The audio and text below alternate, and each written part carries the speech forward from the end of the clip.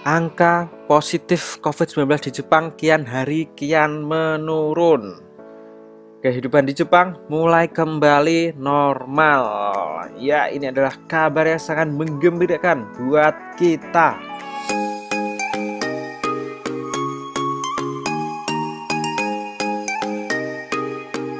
Yo, konnichiwa minasang, selamat datang lagi di channel Edipeni, channelnya Kensuse atau X Magang. Oh ya, minasang, semuanya, genki desu ka? Genki desu ne. Oke, gimana kabarnya teman-teman yang lagi menunggu pemberangkatan kerja ke Jepang?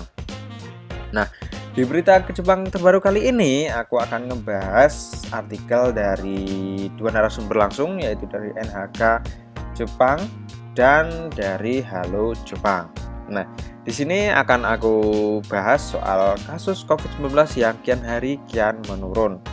Nah, dari yang pertama kita baca artikel dari NHK Jepang yang mengatakan bahwa positif corona kian hari kian menurun. Bagaimana beritanya? Mari kita baca bareng-bareng. 2 pekan lalu, sejak keadaan darurat virus corona berakhir di Jepang, keadaan normal perlahan mulai kembali di penjuru Jepang dengan turunnya jumlah kasus baru COVID di sebagian besar provinsi. Warga kota Okuma di provinsi Fukushima menggelar upacara Hari Menjadi Dewasa. Jadi di Jepang sudah mengadakan festival ya. Jadi kemungkinan kehidupannya menjadi normal kembali. Perintah evakuasi bagi kota itu setelah kecelakaan nuklir 2021 dicabut hanya sebagian pada tahun 2019. Upacara tahun ini awalnya dijadwalkan berlangsung pada bulan Januari, tetapi harus ditunda 2 kali akibat pandemi. Ini pertama kalinya akan dalam 10 tahun upacara tersebut digelar di kota itu. Rata-rata 7 hari kasus harian di seluruh Jepang adalah sekitar 630. Ini adalah tingkat paling rendah tahun ini. Angka ini telah turun selama 7 pekan berturut-turut. Namun, seorang pakar mengatakan penting untuk tetap waspada. Profesor Tadeda Kazuhiro dari Universitas Toho mengatakan dengan mendekatnya musim gugur dan dingin, penularan mungkin kembali melonjak akibat faktor-faktor musiman.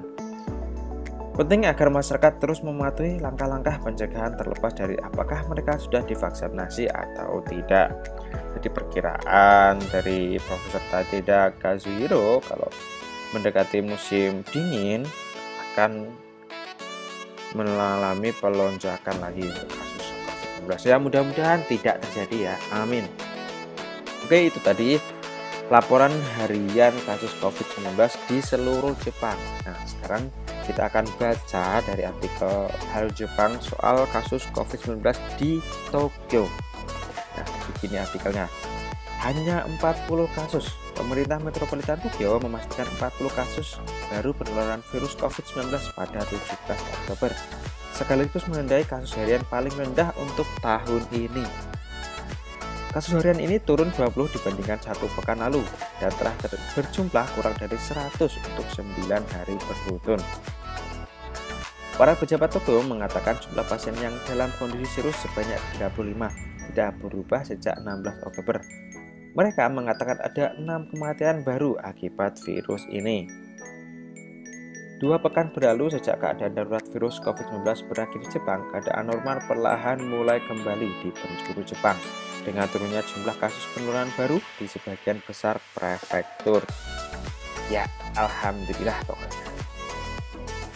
Rata-rata 7 harian kasus harian di seluruh Jepang adalah sekitar 630. Ini adalah tingkat paling rendah tahun ini.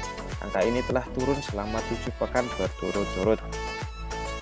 Namun, seorang pakar mengatakan penting untuk tetap waspada. Profesor Kazuhiro Tadeda dari Universitas Toho mengatakan dengan mendekatnya musim gugur dan dingin, penularan mungkin akan kembali muncul akibat faktor-faktor musiman.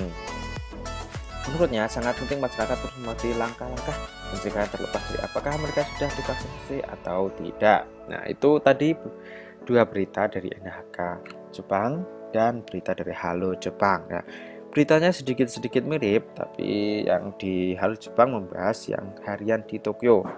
Totalnya 40 kasus saja. Ini adalah angka terendah untuk tahun ini. Ya, ini adalah kabar yang mengembirakan. Jadi buat teman-teman yang lagi menunggu proses ke Jepang, ya sedikit bersabar. Insya Allah akhir tahun atau enggak tahun baru nanti kita bisa berangkat ke Jepang. Ya, kita hanya bisa berharap dan berdoa saja karena yang menentukan buka Jepangnya itu adalah pemerintah Jepang tersendiri.